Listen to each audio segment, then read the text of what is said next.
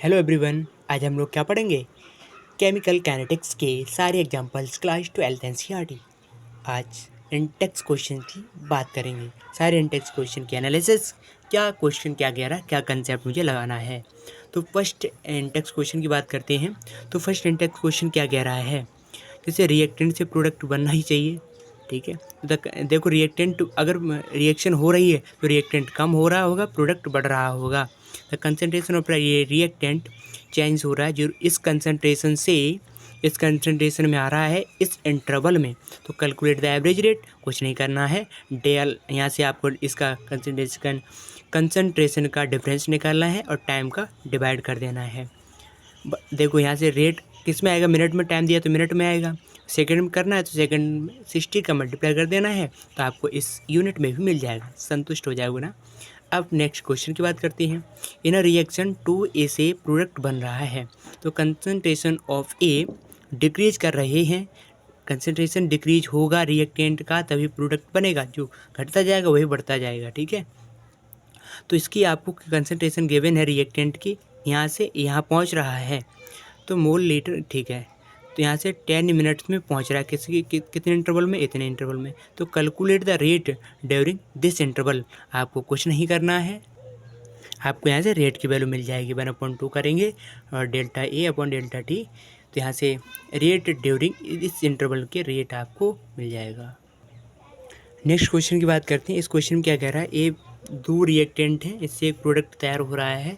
The rate law given है, मतलब rate equal के की पावर इतनी दे रखी है। What is the order of reaction, कुछ नहीं करना है, पावर को ऐड कर देना, rate of order of reaction मिल जाएगा। क्योंकि हमें जो नहीं गिवन है कि कॉम्प्लेक्स रिएक्शन हो गया तो लफड़ा होता है, ठीक है।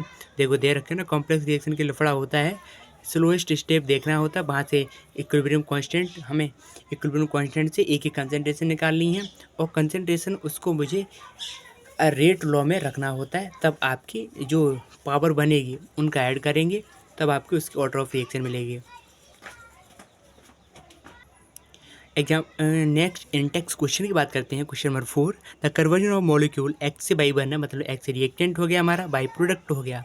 फ्लो सेकेंड ऑर्डर काइनेटिक्स, कोई दिक्कत नहीं, ऑर्डर ऑफ रिएक्शन सेकेंड है, ठीक है।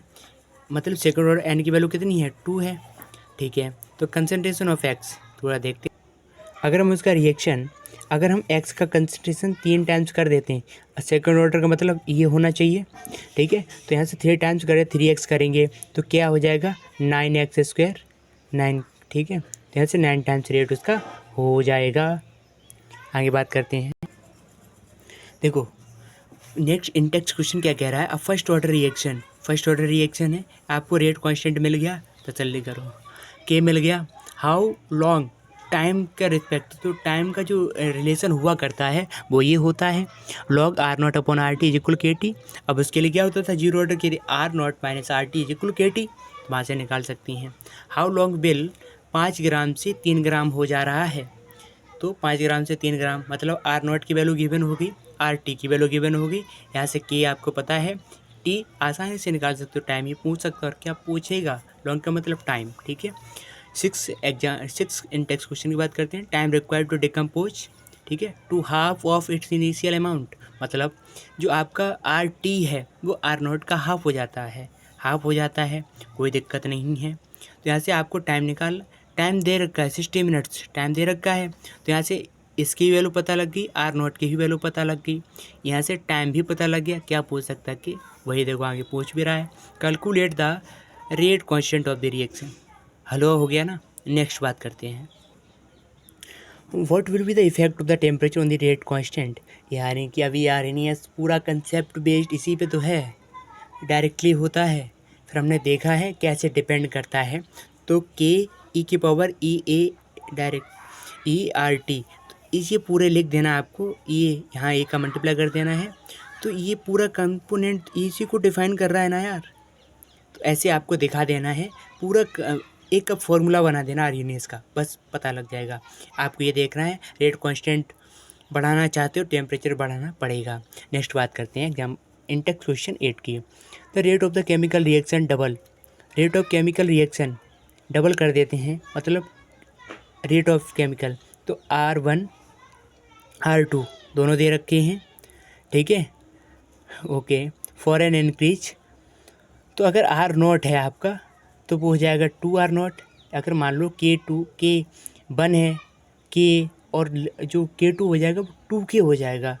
For an increase of 10 kelvin in absolute temperature from 298 kelvin, तो 298 केल्विन के था और इसमें ऐड कर देना, मतलब 308 केल्विन पर वो कितना हो रहा है, 2K हो रहा है।